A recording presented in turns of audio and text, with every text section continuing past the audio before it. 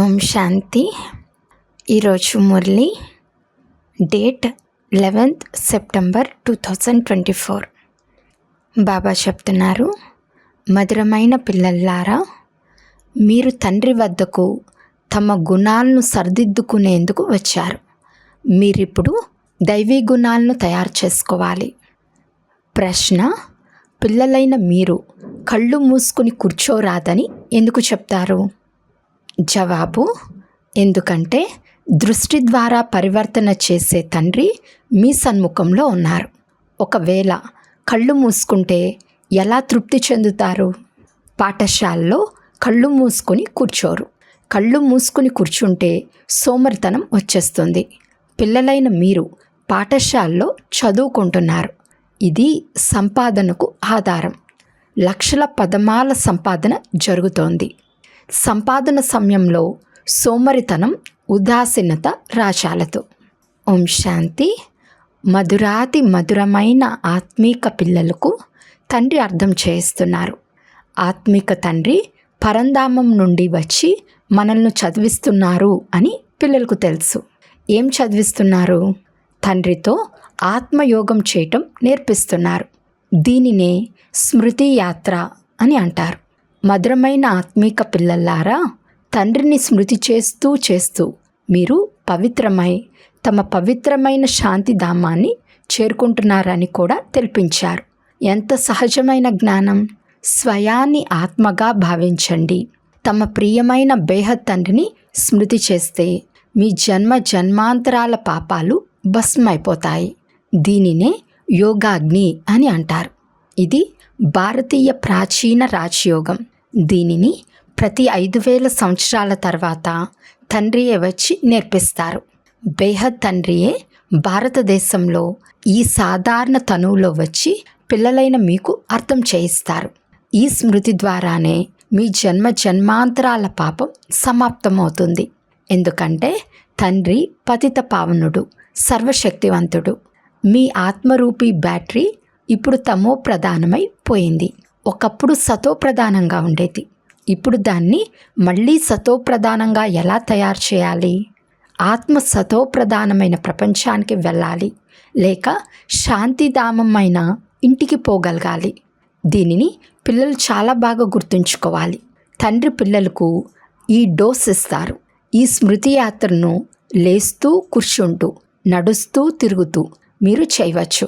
గృహస్థ వ్యవహారంలో ఉంటూ వీలైనంత కమల్ పుష్ప సమానంగా పవిత్రంగా ఉండాలి.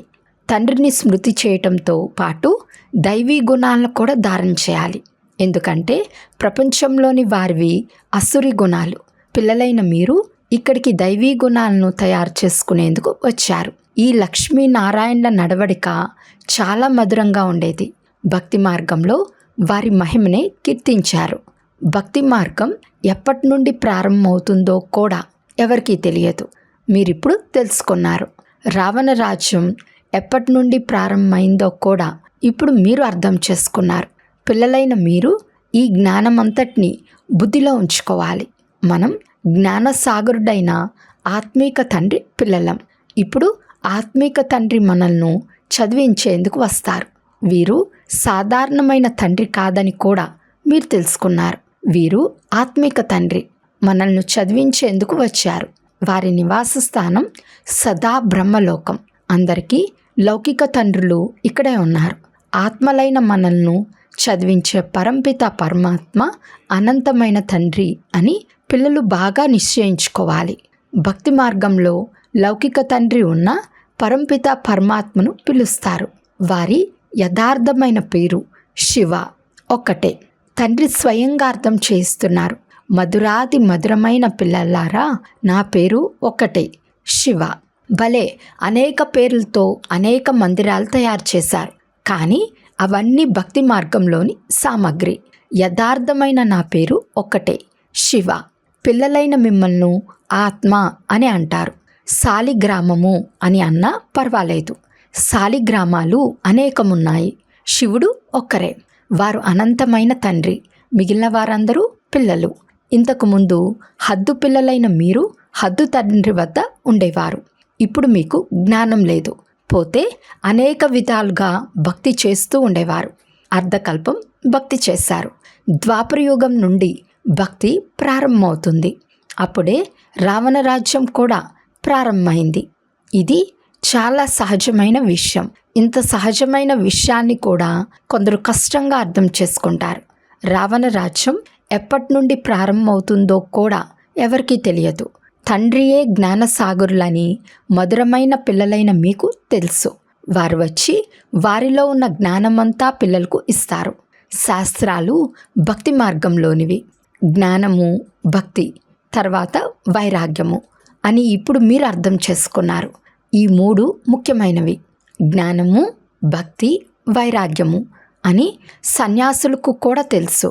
కానీ సన్యాసులది హద్దు వైరాగ్యం. వారు బేహద్ వైరాగ్యంను నేర్పించలేరు. వైరాగ్యం 2 రకాలు. 1 హద్దు వైరాగ్యం, 2 బేహద్ వైరాగ్యం. వారిది హఠయోగి సన్యాసుల వైరాగ్యం. ఇది బేహద్ వైరాగ్యం. మీది రాజయోగం. వారు ఇల్లు వాకిల్ను వదిలి అడవికి వెళ్ళిపోతే వారికి సన్యాసి అని పేరు వచ్చేస్తుంది. హఠయోగులు పవిత్రంగా ఉండేందుకు ఇంటిని వదిలేస్తారు.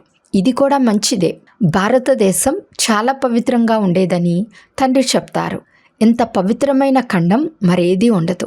భారతదేశానికి ఉన్న చాలా ఉన్నతమైన మహిమను గురించి భారతవాసులకే తెలియదు.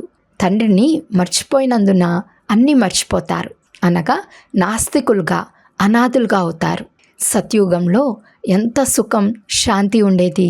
ఇప్పుడు ఎంత దుఃఖం, అశాంతి ఉంది. మూలవతనం అంటే శాంతిధామం. అక్కడ ఆత్మలమైన మనం ఉంటాం. ఆత్మలు తమ ఇంటి నుండి బేహద్ పాత్ర చేసేందుకు ఇక్కడికి వస్తాయి. ఈ పురుషోత్తమ సంగం యుగంలో బేహద్ తండ్రి కొత్త ప్రపంచానికి తీసుకెళ్లేందుకు వస్తారు. తండ్రి వచ్చి ఉత్తమోత్తమంగా చేస్తారు. ఉన్నతాతి ఉన్నతమైన వారు భగవంతుడని అంటారు. కానీ వారు ఎవరో, ఎవరిని అలా అంటారో ఏమీ తెలియదు. ఒక పెద్ద లింగంను ఉంచేశారు. వీరు కేవలం పూజ చేస్తారు. సదా శివ్ బాబా అని అంటారు. రుద్ర బాబా, బబుల్నాథ్ బాబా అని అన్నారు. మీరైతే శివ్ బాబా స్మృతి ఉందా, వారసత్వం స్మృతి ఉందా అని రాస్తారు కూడా. శివ్ బాబాను స్మృతి చేస్తే పాపాలు భస్మమవుతాయి. ఎందుకంటే పతిత పావనుడు తండ్రి ఒక్కరే. ఈ పతిత ప్రపంచంలో ఒక్కరు కూడా పావనులు ఉండచాలరు. పావన ప్రపంచంలో పతితులు ఒక్కరు కూడా ఉండచాలరు. శాస్త్రాల్లో అయితే అన్ని స్థానాలలో పతితులు ఉన్నారని రాసిస్తారు.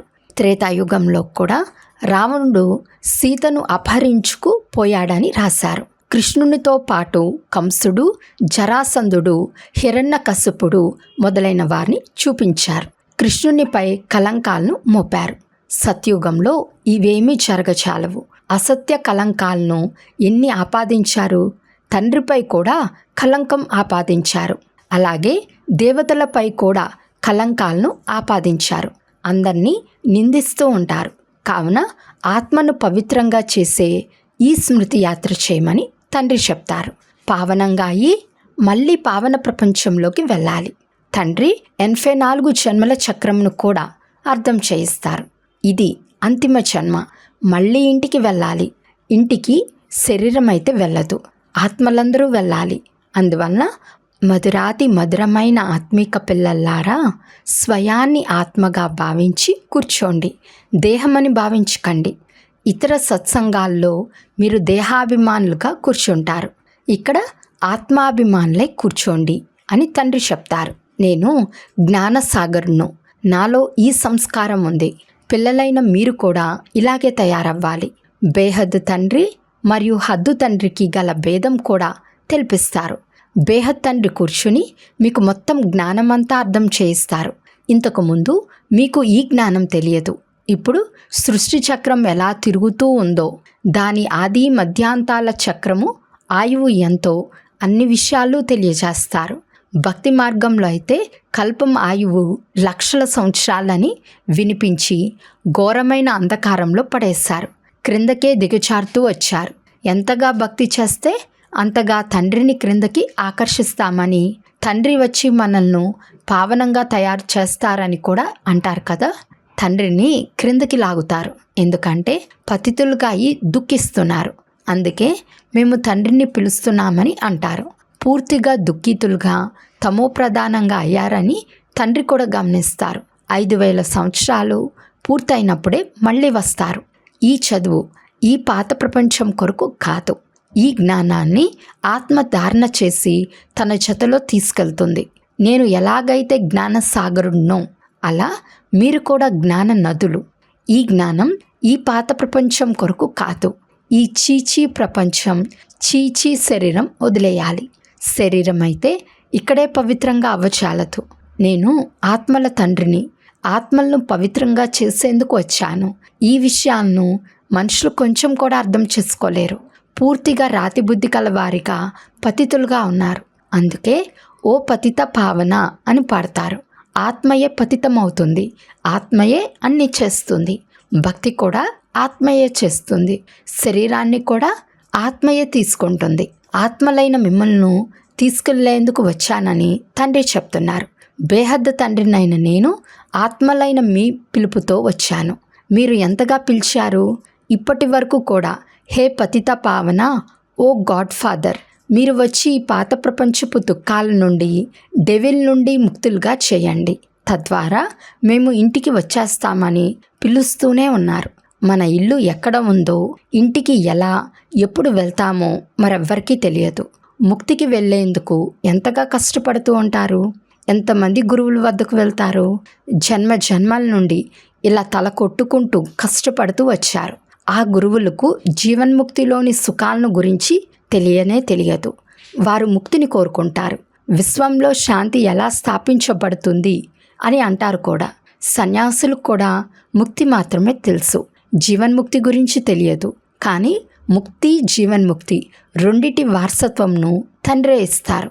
మీరు జీవన్ముక్తిలో ఉన్నప్పుడు మిగిలిన వారంతా ముక్తిలోకి వెళ్ళిపోతారు.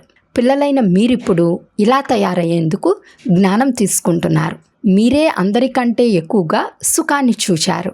అందరికంటే ఎక్కువగా దుఃఖంను కూడా మీరే చూచారు.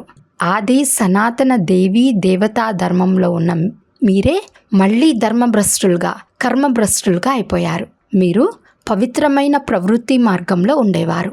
ఈ లక్ష్మీనారాయణులు పవిత్ర ప్రవృత్తి మార్గంలోని వారు. ఇల్లు వాకిళ్ళు వదిలిపెట్టడం సన్యాసుల ధర్మం. సన్యాసులు కూడా మొదట బాగుండేవారు. మీరు కూడా మొదట చాలా బాగుండేవారు. ఇప్పుడు తమో ప్రధానంగా అయ్యారు. ఇది డ్రామా ఆట అని తండ్రి చెప్తారు.